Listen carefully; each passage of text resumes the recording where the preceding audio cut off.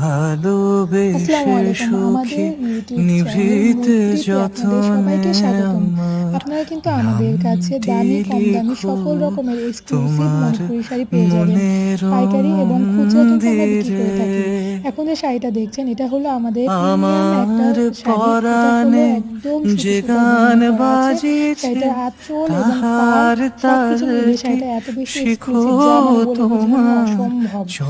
এই চরণ শাড়িটাতে কিন্তু পুরো মঞ্জিরে। তাতে থাকছে সুতি সুতার কাজ।